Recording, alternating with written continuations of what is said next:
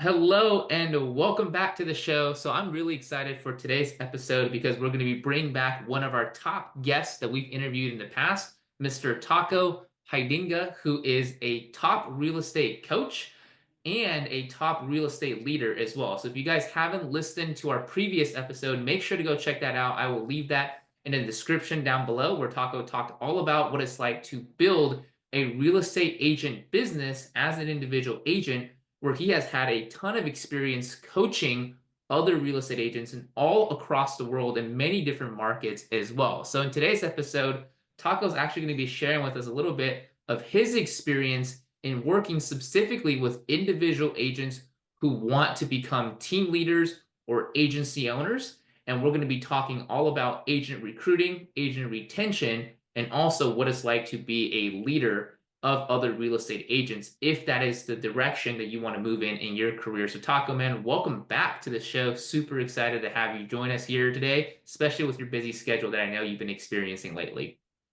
Yeah, thank you, Kobe. Always excited and glad to be here. And thank you we are in very different time zones at the moment. You all the way in the US, I'm all the way in Asia. So thank you for accommodating your time as well, your evening, my early morning. Great to be connected again in your audience. Yeah, absolutely, man. So I know you work quite a bit with agents and all across the world, right? And this is a question that just came up as you were talking about the differences in time zones.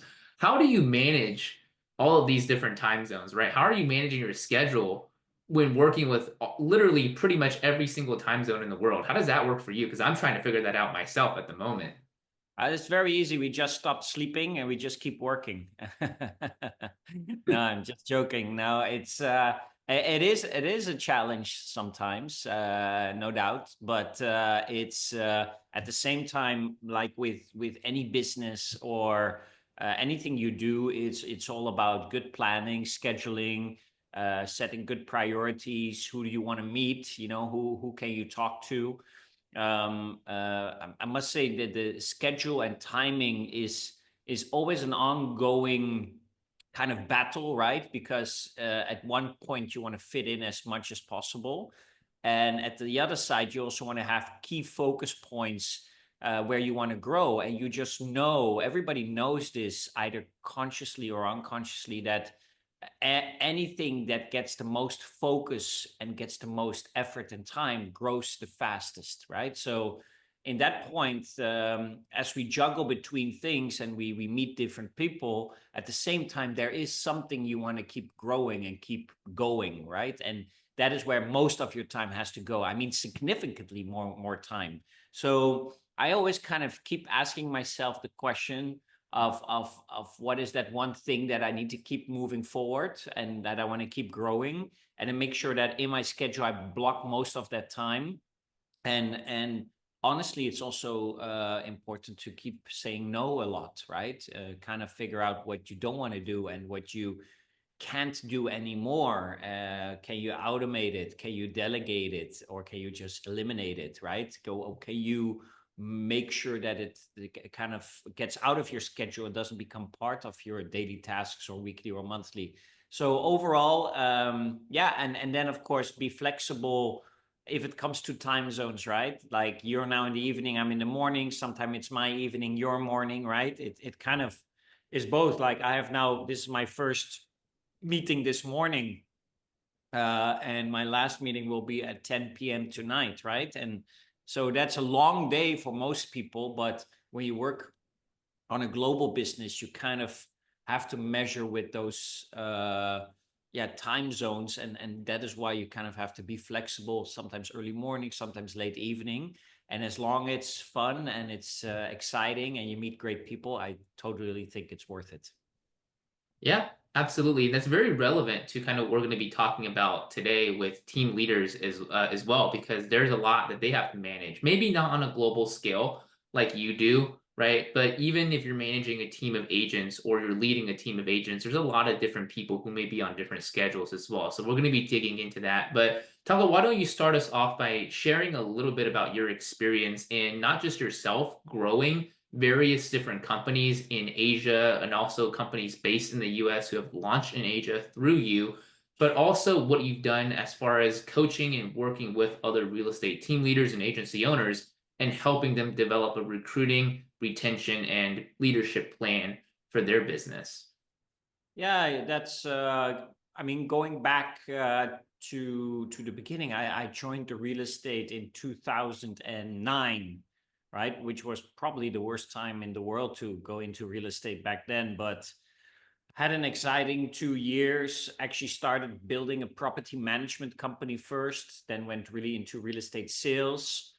First almost 3 years just did individual sales, right? Just no team, no nobody, just hardcore me being the real estate agent selling real estate. And slowly, like I kind of accidentally got a team member, right? Just a friend who lost a job. He said, like, is this real estate interesting? I said, well, best thing I can do is just show you a bit, why don't you just jump into my car and I'll show you a bit. And he ended up working with me for 4 years.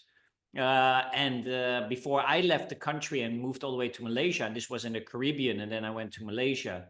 Caribbean being a country called Curacao. Most people maybe know Aruba, or they know other islands in the Caribbean, but I was specifically on Curacao, and then moved to Malaysia. And then in the Caribbean, this one person joined, and then the second person and the third, and I ended up with 7 people, and we were in the top 15 of most productive team in the whole Caribbean back then. And I must say, I went in there kind of not wanting to become a leader, but as I started to kind of, doing the training and start doing the coaching and having these conversations, I kind of enjoyed it more than the sales at some point, right? Because it was just helping your team members close a deal, overcome objections, turn no into yeses. I kind of got a real kind of satisfaction out of it, right? Which was really great. Then I decided to move to Malaysia to open a real estate franchise here. And that was actually only the first time that we really had to start building teams and brokerages through a strategy, working with other team members, thinking, okay, how are we going to create market share, right? And how are we going to implement that? And that's the only first time that I really started to think, like, okay, how do I recruit? How do I retain? How do I train? How do I build? Those kinds of things. And we ended up actually in the first year, getting 8 brokerages with over 450 agents, which was quite fast that we got that. But like most, leaders and agency owners, brokerage owners that grow very fast, very quickly realize that the faster you grow, the quicker you lose people as well, right? Because you're putting so much effort on the recruitment side. You bring them in and you kind of let them go the moment they get in, and that's where at the other side the leakage happens, right? People kind of flow out again. So it was like learning as you go. We started to retain, train better, put people into systems, changed commission structures, and then we started growing. I eventually sold my share because I got so hooked up that whole training part and coaching part, right, which I really enjoyed. Started Propcoach. I started to train multiple agencies, big, small. By now we are having our academy and training services in over 12 countries. We train over, roughly. I mean, for the US, these are not big numbers, but globally, if you take everything, we have about 100,000 agents under our that basically make use of our platform. And at the same time, individually, I still coach some agents, but mainly focus on training. And then, as we grow, I like to now focus a lot of time on coaching team leaders, agency owners, franchise owners, right? That really want to grow rapidly, but at the same time, build systems and process around it so that they make sure that it is sustainable growth, right? So that they kind of grow and they keep growing, and at the same time, they don't lose that many people as they go down that journey. So that's the experience so far. Has been great. I noticed all the struggles ins and out from building a team, what comes to it, from starting building a team and how it goes. And there's a lot of, I think, a lot of kind of myths to it, like how people have an expectation about building a team. I think people romanticize it sometimes and how it works, and we will dive probably a little bit deeper in it in this conversation. But at the same time, I do think it's a good way that if you do a lot of sales over a long period of time and you feel you want to break through into a kind of new way in how you can leverage more time, how you can take a step back, not so sales focused, but kind of leverage, build a team, let them do the sales and you earn your income from it. I think it's still a very good way in how you can continue your career in the real estate industry.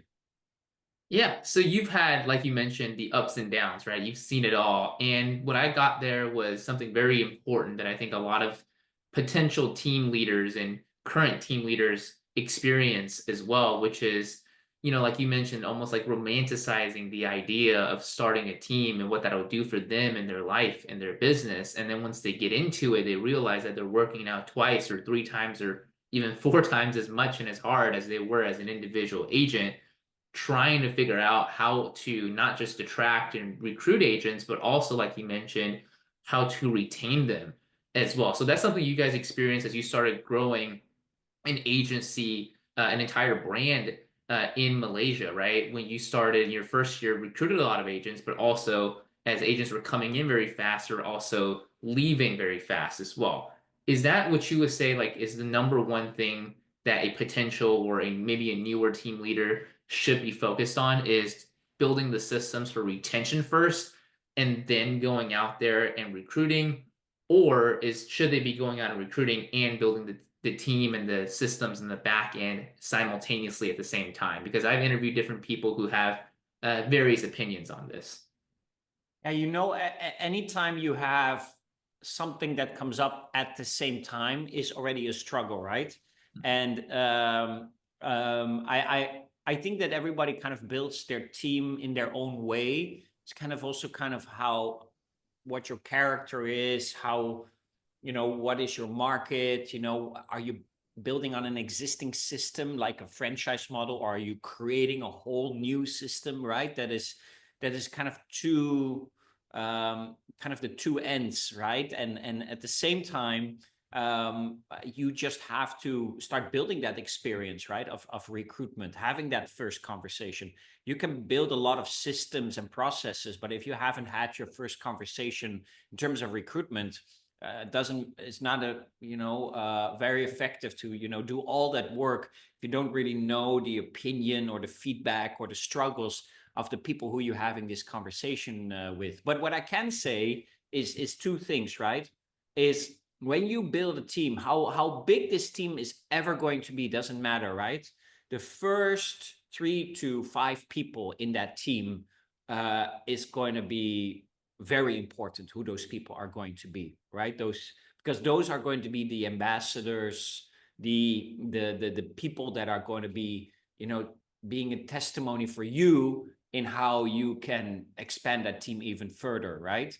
It's some people call it your first downline, but I don't want to make it sound too MLM-ish, right? It's like just your first layer under you, and it's not really under you. It's kind of like the circle that you build that you want to expand with, and those 3 to 5 people, whatever business I started, either was in real estate, the coaching, or the international sales or the affiliation, like that team, that first group of people is so important, right? Because whatever comes after that is going to leverage on that first core circle, right? It's kind of the early founders of your team, let me put it that way. And from there, you kind of start expanding, and with them build those processes, those systems, optimize those recruitment conversations. So that is one thing that I feel is really, really important, right? Those first few people. And the second thing that I would say about recruitment is the following: that a lot of people that go from sales to being a team leader, they kind of see the leadership as an add-on task to their existing sales task, right? Which let me just kind of lay it out in a very simple way, right? Sales is very task driven. Although we are in the people business, right? Doing deals, conversation, we're closing deals between people. In the end, it's very task driven, right? Every day is kind of the same. Got to do your calls, your follow-ups, you got to send your offers, you got to close those deals, contracts, sign them, follow up back, and boom, and do that cycle again. Next day again, next day again, next day again. Once you go into the team leadership, right? Every day is going to be a different day. Like, because it's very people driven, right? Although maybe your recruitment conversations, right, and how you recruit people can be the same, right, because you have kind of a system. Once those people come into your team and they bring all these challenges back to you, I mean, every conversation is going to be different, right? And this is where sales is a very selfish kind of shark kind of person, right, that goes into the field and, winner takes all. You got to close that deal. You got to be the first. You got to be on top of that client, make that deal, go again, follow up again. Leadership is all very selfless, right? It's your team first. Everything is about your team. You want your team to win. And the best team leaders in the world even do it from a position that, even though the leader had a lot of say and a lot of coaching and a lot of support to the team leader, doesn't take any credit, right? He will always tell his team later, like, no, it was you. You did that all by yourself. Well done. You closed the deal. Well done. And the leader knows, no, I probably closed that deal for you, right? With everything I do. But that's not how it works. I need you to be motivated and confident, right? So the leader can be sometimes a bit of a lonely, right, position, because you feel like, oh, I'm doing all this work for other people, right? In my team, they're closing now all the deals. They're taking the biggest cut of this commission, and still I have to feel happy about it. So somehow that is the struggle when salespeople go into leadership. They tend to kind of say like, oh man, I missed the sales, right? Because that was exciting, hunting and going and things like that. And I had control over the conversation between the buyer and the seller. And now suddenly your leadership, and you got to give control to your team, and you got to help them, you got to support them, you got to hold their hands and coach them, and and that is a whole different environment that you get yourself into. And then you have some of these salespeople that are sales and leaders at the same time, and they keep juggling, right? Then first half of the morning they're in sales, in the afternoon they're back to leadership, back in the evening they're back to sales, right? They keep jumping, and that is a very, very difficult position to be in, right? If you are in that kind of multitasking between sales and leadership, it's a very painful position. And that's why it's so difficult for salespeople to become leaders, because they have to let go of their own sales. Usually in the first anywhere between 6 months to 3 years, your own personal sales will suffer because you became a leader. Your personal sales will go down because of it. But hopefully, if you build enough of your team members and you push enough forward and you get to leverage on their deals in a big enough amount, it will overtake whatever you have done in your personal sales over time, right? And that is a journey that's not for many. It's a struggle. It's difficult. And going back to point, kind of the first point, in where once you become that leader, you want to make sure that you come from a selfless point of view. You're like taking care of people. You're on top of them. And before that, you were like this shark, and you were the first, right? It was all about you, right? That mind shift is not an easy thing to do once people go down that path. And many people jump back again to sales. Like, they go into team leadership for a short period of time. They're like, oh no, this sucks, right? I'm back to sales again, right?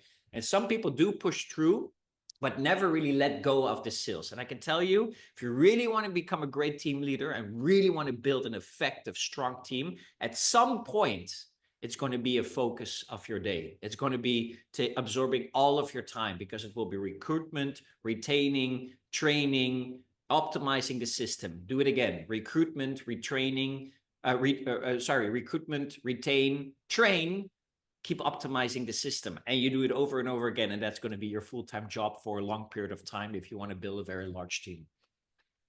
Yeah, the mindset shift there, that's so important. And I'm so glad you said that because this is exactly what I've seen as well from the top salespeople, the top sales agent, right? People who are top producers, right? This is across the board. And they never, I'm saying never, but a lot of them seem to not be able to make that transition. They'll try to start a team, maybe bring on 5 people, 7 people, up to 10 people, and then to just disband the team right after a year or 2 years or maybe even a couple months because they just say it's not for me, right? Because they're still stuck in that sales position, that sales mindset where they are top producers, right? They are driven by tasks. They know that if you show up every day, you do the right task consistently, and you put in the input, then the output's going to come as well, right? And the results are going to Yeah, start showing up too. And then they're yeah. expecting, I'm assuming the same from their team members as well. But the people coming in, they're not necessarily performing at the level that these top producers are expecting them. And then they're just kind of saying, well, this is not going to work because most agents are just lazy or unmotivated. So, what would you say to these people who maybe tried it and they are in a very high performance position? They're used to high performance, but as you mentioned, from a leadership position, you have to be very selfless. You have to really start thinking about the agents coming into your team. So how do you, as a top producer, kind of let your ego down almost and talk to the agents who are coming in at their level instead of at the level that you're used to performing at and you're used to staying consistent at? This is such an essential question, Kobe. I'm very glad you asked it, right? First things first, right? We have to go back to kind of the definition of top performance, right? And high performing. So in real estate, when we talk about high performance, top performance, and this is also sometimes what's a bit broken about our system, we only reward those who close a lot of deals, right? And that is good because that's what the industry is built on, right? And where we all make the money. But at the same time, when you really go to high performance people, right? Athletes, professors, right? People that get into a state of high performance, right? You have to kind of redefine it in what does that mean? It means that people have a lot of clarity, right? They're super clear in where they want to go, what's their goal, what is their journey look like, and that's the path that they're following, and they stay on it, right? They have high levels of energy. They know how to create a productive day, right? They know what is the necessity of their business, right? Why do they need to do what they're doing? Why is it so important, right? They have huge amounts of influence, right? They influence not either in sales or in other people, in managing, in coaching, right? They have large amounts of influence. And the last one, most importantly, there's a certain level of courage, right? That they bring to the table. And those combined bring somebody into a state of high performance. There's a great book of Brenda Burchard, who I think it's High Performing Habits, who writes about this. Highly recommended to your audience to read that. So if you get, that is high performance. Now for sales, high performance means like, okay, so clear, I need to close deals. Energy, I need to be on top of my game, follow up, call, follow up. Productive, schedule as many appointments I can, as many viewings as I can. Then you go into influence, how to close a deal. Courage, do the marketing, spend some on advertising, Zillow, blah, blah, blah. That's the courage. You have to put some money into it, skin in the game. Okay, let's go, close deals. Now you go into this leadership and everything shifts, right? In those 6 areas, right? Which is a new high performing level, correct? Right? You need to redefine, because it's not anymore because I'm a good salesperson, I'm a good leader. False. That is not true. Because you're a good salesperson, makes you probably the worst leader possible. Why? Because you have to go from a selfish to a selfless position, and that's just not it. That's not how you have been trained. You have to untrain yourself, go back to the queue, right, and say, okay, let's refocus in how this game plan of leadership actually works, right? So I can tell you that the people that I recruited, and this is also kind of, what you see in the hierarchy chain of real estate, when somebody becomes a top performer in sales, we then say, oh, he did really good in sales, let's make him a leader. No, no, no, no. Keep him in sales, right? That's what he's good at. Keep him in sales. I would take the mid-range or sometimes even the lower range sales performers and see if they become good leaders. Because you would believe it or not, but where the best salespeople become the worst leaders, like the mid salespeople or even the lower salespeople can sometimes become amazing leaders, right? Because they've in general are people driven already, right? And because they're people driven, they're very much more focused on others first, right? And that gives them the advantage of knowing, feeling, having that empathy with other people and how to build those teams, right? I sometimes relate this back to, I mean, is there any sports you really like, Kobe? Is there a sports you were like big fan?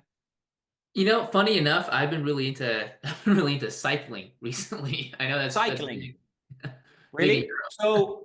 So you probably know the Tour de France, right? Then cycling, that kind of cycling, yeah? Okay, so cycling, Tour de France.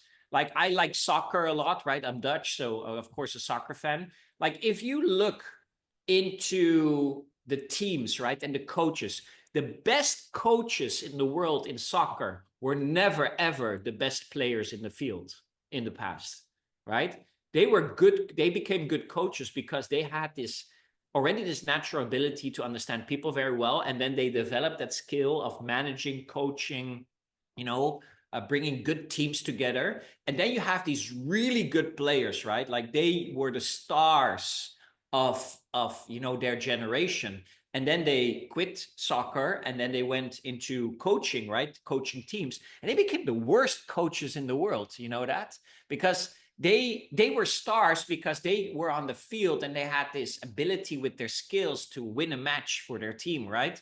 But then suddenly they had to coach a team and they had no idea what they're talking about, right? Because they still went back into the coaching mindset, like I'm the star, I'm the guy, I know everything, so no, it's the team leader is all the listening game. Okay, what's up? Tell me what's happening. How can we help? What's the support you need? Tell me about your biggest struggle, right?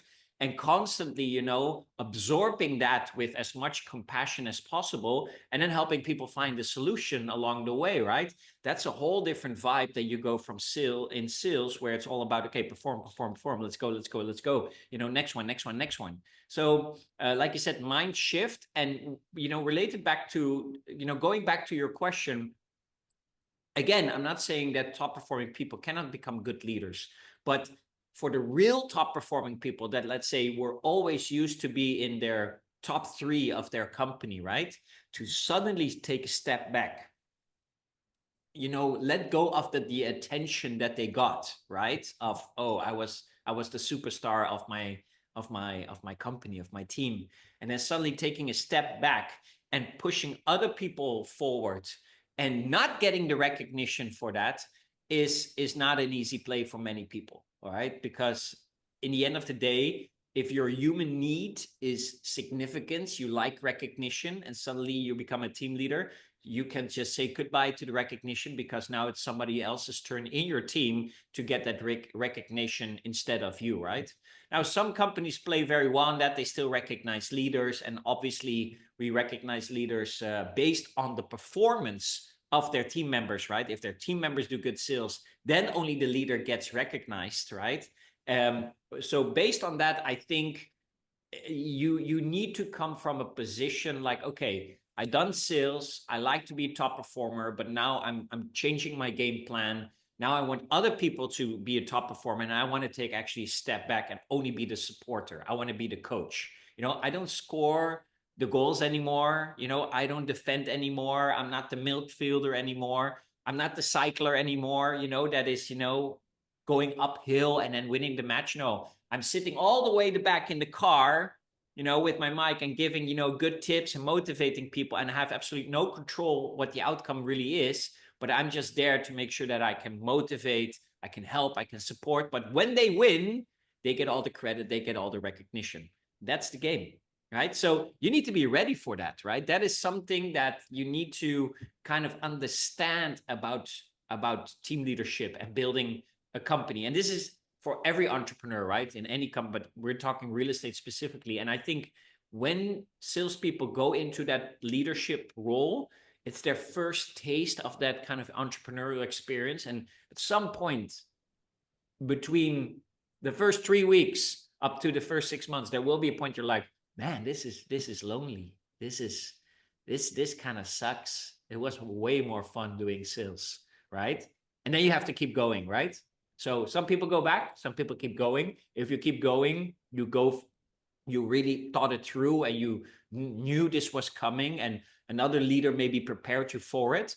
But I think that is something we really need to understand about the difference between the real estate salesperson and the real estate team leader. Yeah, huge difference between the two different roles. And I'm so glad that you shared the example of sports stars, right? And it's literally across the board. After you share that example, I was just kind of replaying some some different sports that I'm also following, right? So I know I definitely in cycling it's the case, right? The top performers, the top winners, the champions, they never become the great team directors, right? The top players in different sports here that are popular in the US, right? Like basketball and football, those champions, the big champions that were winning all the awards, were never becoming great coaches. And the very successful, the legendary coaches they were players, some of them were, but they were very mediocre players, right? That were Yeah. never really great because they come from a different perspective. They're seeing the game almost from a different point of view than a very, very high performing star athlete would have to see the Yeah. game, which is from, kind of a in-game, what do I need to do at this moment perspective versus a Yeah. coach or a leader who needs to see the entire game and be able to point out where everybody needs to be and Yeah. also give everybody the specific directions that they would have to, be able to absorb in order to actually win as a team as well. So that's such a big difference, right, between the two roles. And you see this in business and sports and everything pretty much that high individual performers and they want to make that transition, they have to, go back, get untrained, and then retrained from a leadership point of view. Yeah, and I must say, just for your audience, there are a few exceptions, right? Even in sports, even in soccer, there's a few exceptions of players that did well as a player and then went into coaching and they became good coaches. In soccer, I can think of three examples, but I'm sure in basketball it's the same. But like look at Michael Jordan, right? Did Michael Jordan really turn up to be a really really big coach, right? Managing big teams. He probably never really wanted to, but I looking at his documentary, studying him a little bit, right? We would never become a really good coach, right? Because he was too much of a star player and very skilled in what he did. Practiced that a lot.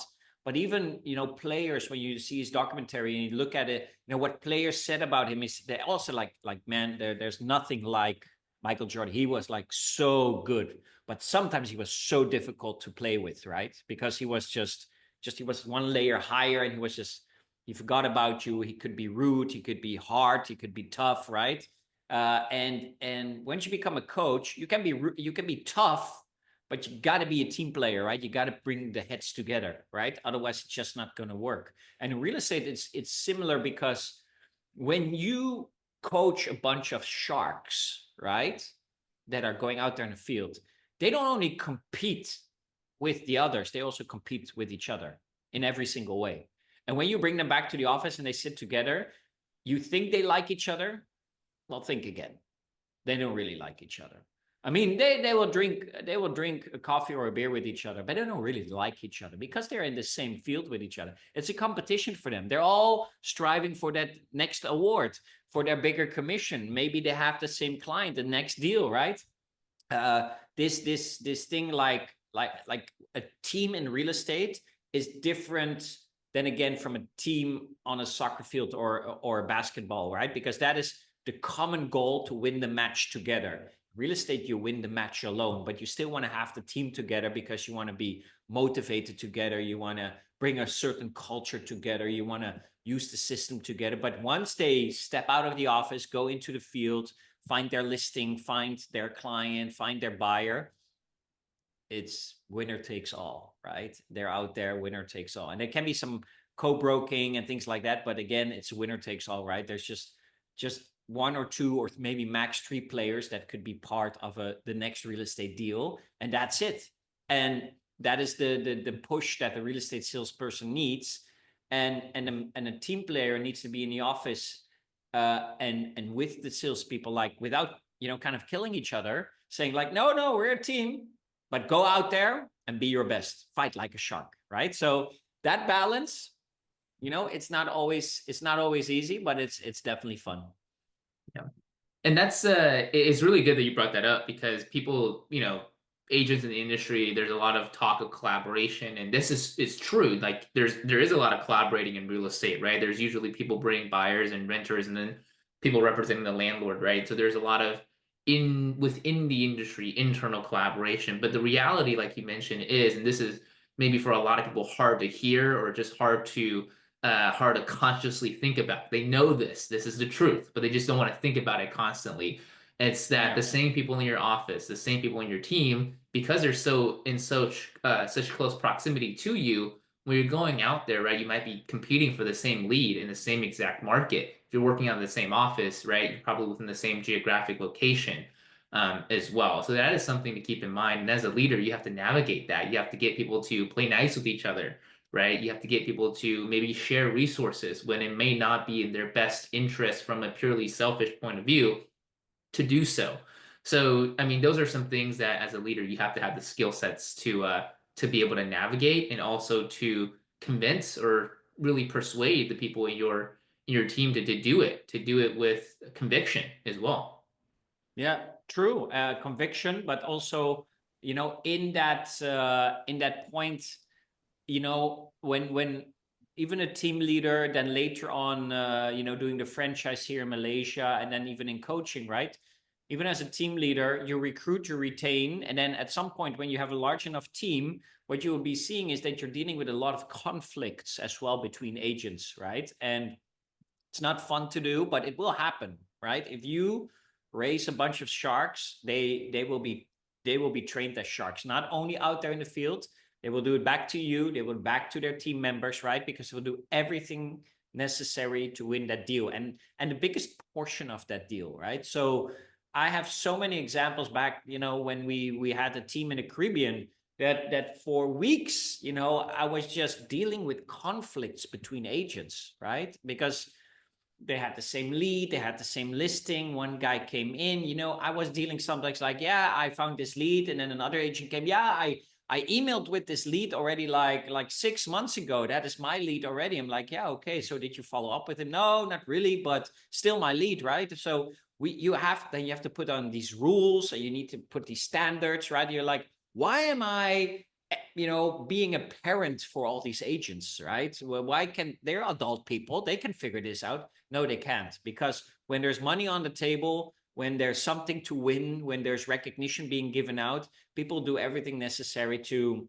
push their will through first, and not for the other one. And then again, I'm not saying that it's like that, kind of black and white, right? There's a lot of collaboration as well, and there's a lot of good stuff happening on the field as well. But never forget that when you're in the business of sales, you need a good balance between, them being a shark, but at the same time also understanding how to collaborate with other agents, because sometimes you just have to, right?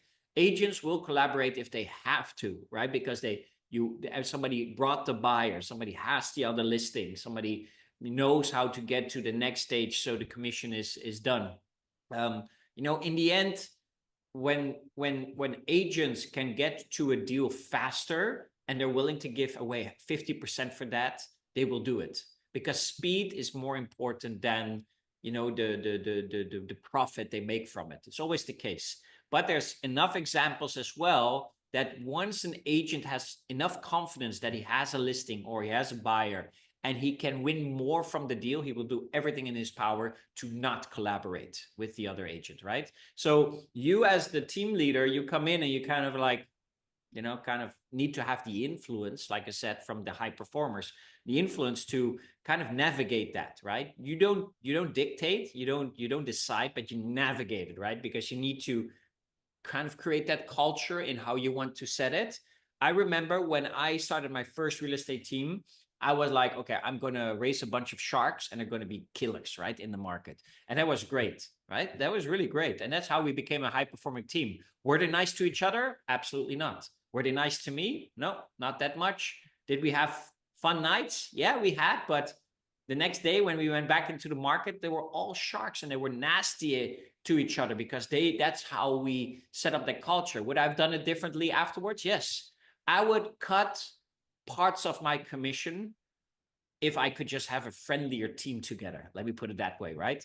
That would have made more fun. I think it was a decision factor to step out of that team myself and move, to something else, because at some point it wasn't fun anymore. You know what I mean?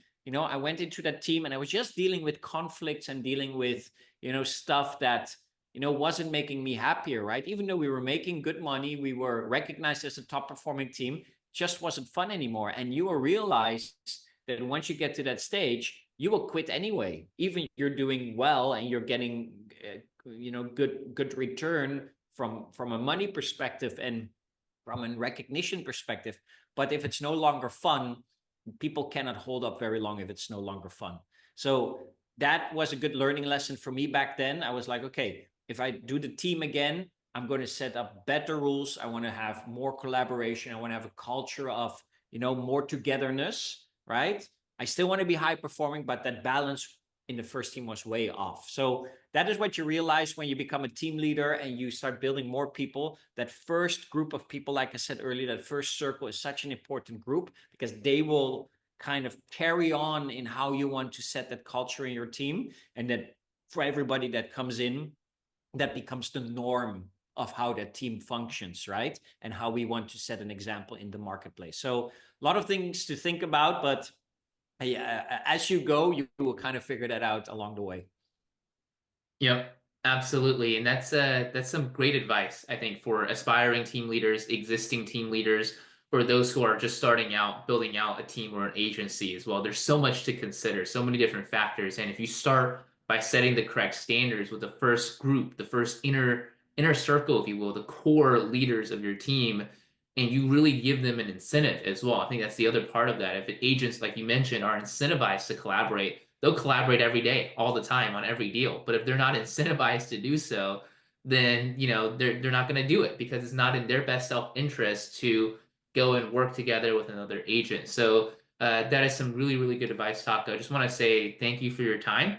And I think this is a really helpful discussion for new team leaders, aspiring team leaders, or even those who are kind of industry that might be struggling a little bit leading and growing their team. And like you said, they maybe want to quit or considering that as well. So I just want to say thank you for your time, man. And for anybody out there who is watching or listening to this that want to maybe get some of your coaching from a leadership perspective or learn a little bit more about what you do and follow your content, which is fantastic, by the way, both for the individual agent and the team leader. What are some of the best places for people to find you and to follow your content as well?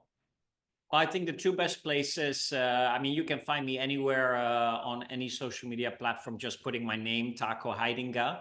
But if you really want to see good content, you can go to my YouTube channel, just put my name, Taco Heidinga. You see a lot of free training content there. Or you go to my Instagram at coach.taco. And of course, you can go to our Propcoach website as well to see what we have. We have a great book. That I have right over here. You can download the digital copy that's called the Knock Knock Who's There book, which is a very thin book, but explains everything. And there's even a chapter in there on real estate leadership, right? Or actually, 4 chapters in there on leadership. So I even forgot about that. But it's a good book, for anybody going into real estate sales or leadership, and then to have that, next to your bed and every night read a little chapter there. It will keep you kind of your mind going and knowing what to do next. So I highly recommend that, to go on Propcoach, download the book, and follow me on the social media channels.